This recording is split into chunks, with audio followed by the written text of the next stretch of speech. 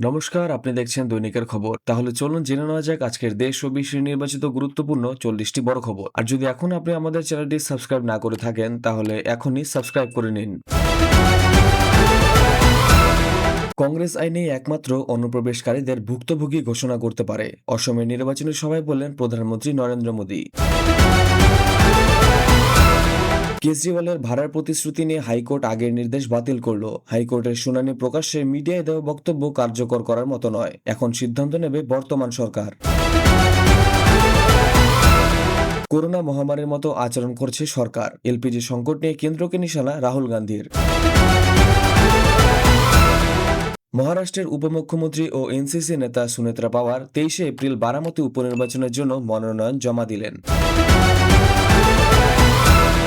মার্কিন senator Bernie Sanders ট্রাম্পের Iran সংক্রান্ত পোস্টকে বিপজ্জনক ও মানসিকভাবে অস্থির ব্যক্তির বক্তব্য বলে মন্তব্য করেছেন।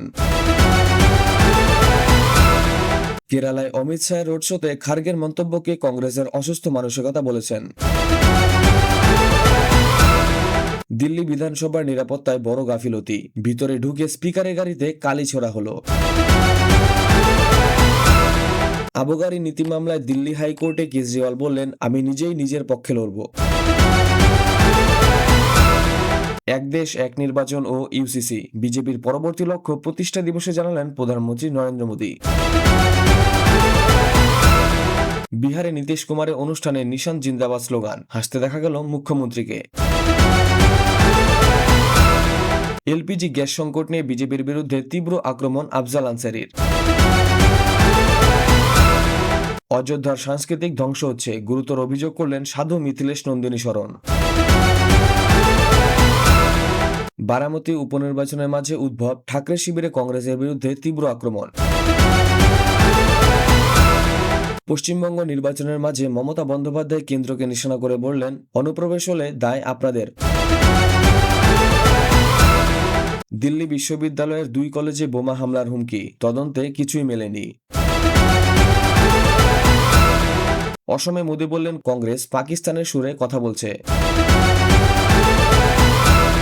পাঞ্জাবে নবজাত কৌর সিধু ফেসবুকে কৃষকদের সাহায্যের আশ্বাস দিলেন। বাংলাদেশের বিদেশমন্ত্রী দিল্লিতে আসার আগে আমেরিকাকে কড়া বার্তা দিলেন। সংরক্ষণ ব্যবস্থা নিয়ে অসন্তোষ, ব্রিজভূষণ শরণ সিং এর মন্তব্য। দিল্লির মদ কেলেঙ্কারি মামলায় কেজরিওয়াল বললেন, এখন কিছু বলা ঠিক হবে না। পিসিএস অফিসার জ্যোতি মৌর্য ও অলোকের বিবাদ মিটে গেল, আবার একসঙ্গে থাকার সিদ্ধান্ত।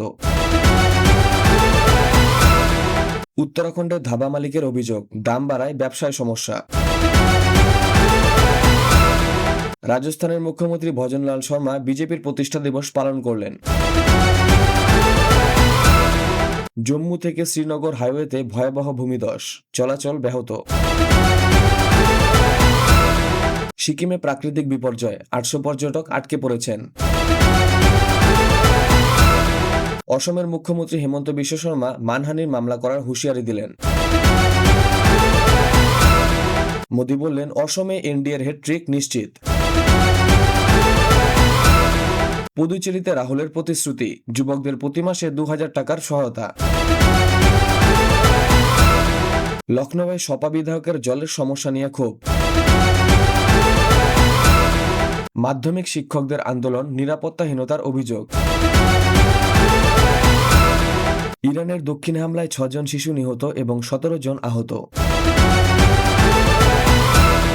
ইউএইতে ইরানের ড্রোন হামলা, এয়ার ডিফেন্স তা প্রতিহত করেছে।